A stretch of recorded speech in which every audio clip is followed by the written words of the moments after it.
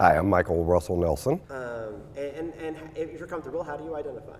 As a gay man. My name's Jason Russell Nelson, and I identify as gay. I've been with my husband for 25 plus years and counting, and we have ourselves a 13-year-old daughter who's going on 18.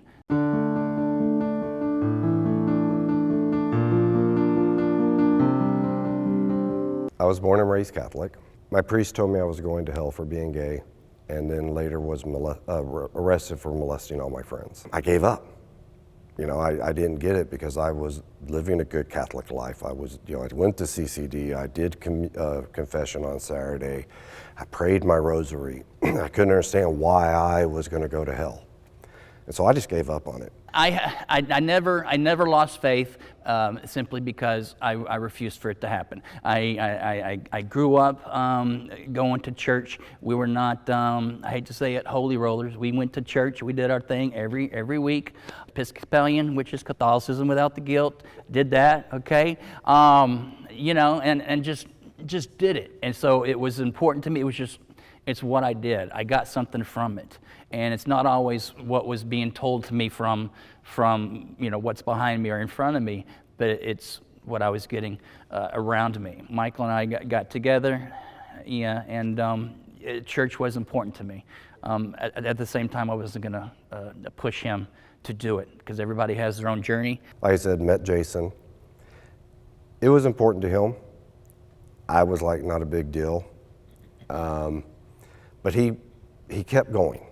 And I'll never forget, after all the times I gave him grief, one day he looked at me and he said, "Why do I want to spend this life with you if I can't spend the next life with you?" And even though I didn't understand what that meant, it made me realize this was so important to him. And so I started going to church with him. Again, I still wasn't 100% on it. Something changed. A sermon touched me, I changed. We joined the church. Heck, we became VBS guys. I mean, VBS was our thing. Every summer, that was the best part of the whole year, was getting ready for VBS. And that led us to becoming dads, because I never thought I could be a dad.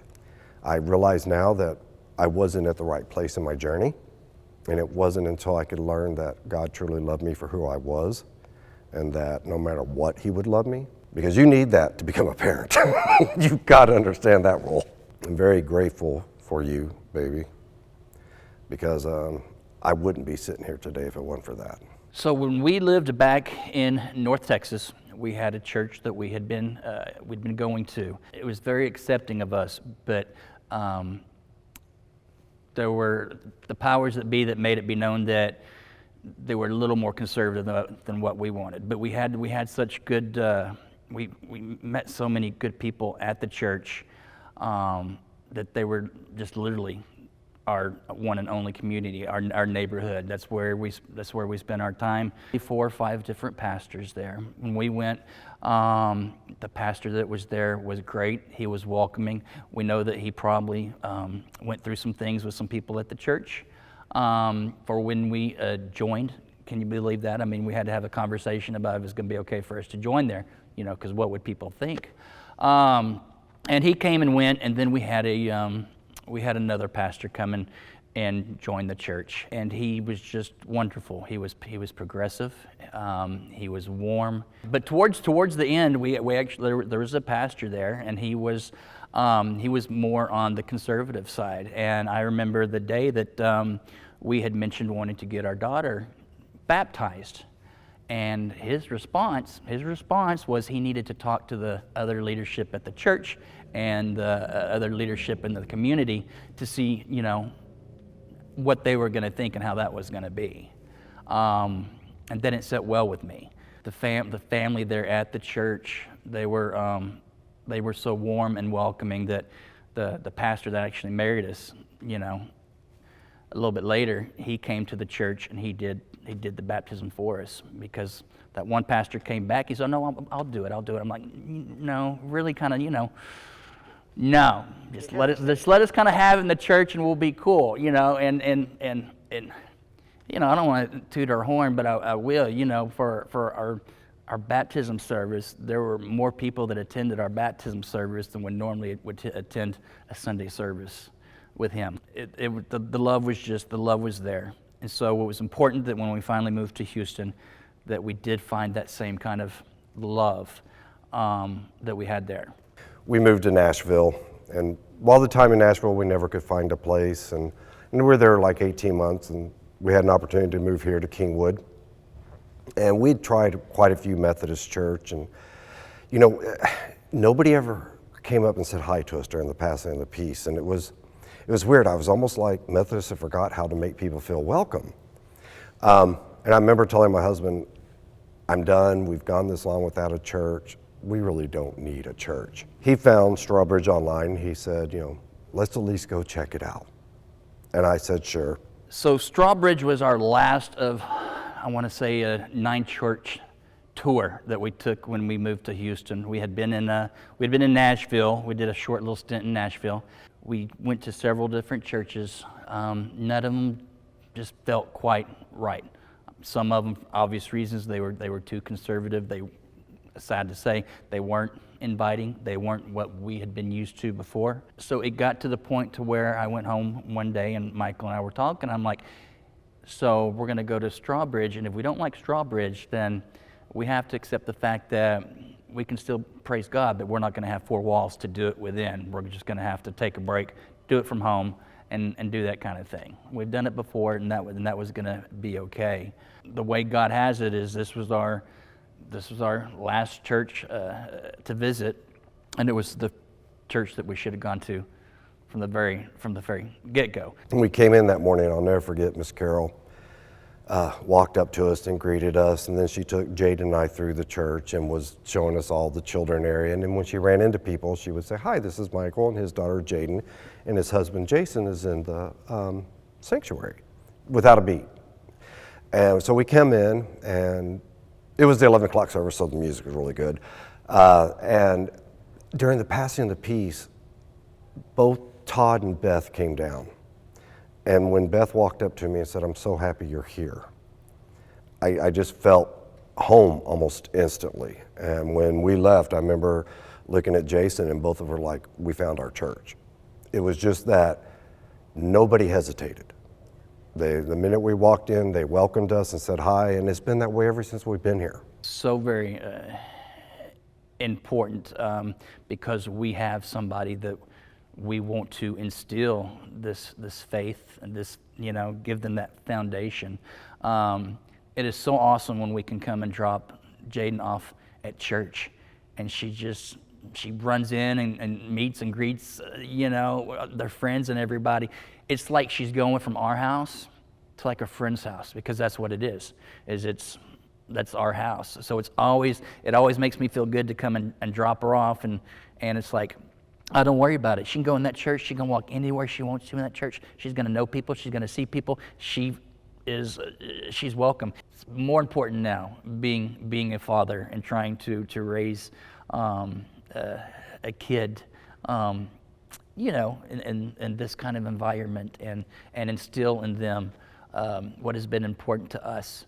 I have to say, at the end of the day, it's important to me because everything we do, I want her to go and do it with her kids. So, I'll be one of those Papa J's, to where I'll be like, okay, we're gonna get the grandchild into church. So hopefully we won't have to push it, because she grew with that. But there might be a discussion or two if she don't do it as fast as I would like. For me, it's amazing. Before becoming a Methodist, I was an atheist. They accept my family. And that right there means everything to me. You can have a really cruddy week, but you come in Sunday morning here, even if you come in a bad mood, once you're here and you feel the love and you feel the community, you end up with a much better attitude. For me, it's just been, it's life-changing. With everything that happened, we voted back in September and everything. And Michael and I, we're literally, we came in and there was this group of people that surrounded us and if they're taking the vote, right? Nobody really even kind of knew which way it was going to go. And so it was very nerve-wracking. And so people surrounded us, here while they're counting the vote, and they came back and they gave the count. It was, 2/3 one way or the other. And we looked up and we're like, okay, that number, was that for the good part of the vote? Was that for the part of the vote we don't like? What was that, 2/3? And then he said it again. And it was crazy because we were worried that it was going to be so close one way or the other. Because we had made a decision. We knew what was going to happen if it did not go our way. Fortunately, it did. But for them to say, 2/3, that just wasn't a vote in support. That was a statement. There's a lot of places that, have, 51-49 or whatever the case may be. But we realized, oh my gosh, we're in a church that is as open and welcoming as what we wanted it to be. People left. Yes, that's going to happen. But let me tell you, as more people came than left, it's funny, we go to church each Sunday and going, all right, how many people are going to join today? Because it was literally the very next weekend, in the 9 o'clock service, at the end of the service, there was, I think, 20 plus families and or individuals that joined. And then the following Sunday, it was that many more. And then the following Sunday, and it just kept coming and coming and coming to the point to where I think we've gotten pretty close to where we've actually doubled in size. And so it's been awesome. It's been overwhelming, right? But in a good way. We sang a song a couple weeks ago, and Pastor Todd preached on it. Draw the circle wide, right? Well, the circle's pretty wide here right now, and that's what we want. Other people are going to have their thing. We're saying, hey, you know what? Come on in. Let's worship together. Let's have a great time. Let's get to know one another, and draw the circle wide, man. There have been times here that I've been able to meet other gays who have been in the situation as me, where they see Christians as evil and very hypocritical. And I'm able to share with them, I know what you're talking about. And yes, it's true, they are that way, but that's not every Christian. And through that, it's helped them to go on their journey. Some are still on the journey. I stay in touch and hope and pray that, I'm always there for them in any way they can need me. Because again, no matter how much I made fun of Jason for being a Christian, he never faltered on it. And it was his faith that eventually convinced me there's got to be something about this. And so I want to be that for the next person.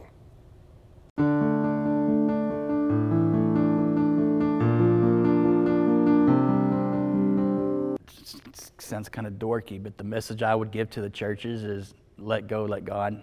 I mean, come on now. Let go, let God. That's all we got to do. Don't worry about that. Let go and let God. And we can do it together. That's all that matters at the end of the day. That's all I got to say. Anybody out there that, feels like they still looking for a place, come on. Love one another and let God figure out if we were right or wrong. And bottom line, I don't know. I mean, I know in my heart the way I feel, but it's God's decision, not mine. All I know to do is love God and love others, serve, and be happy. And at the end, if I die and I find out I was wrong, so be it. I lived a good life. Accept us, accept everybody. Don't pass the judgment on us. But not just us, anyone.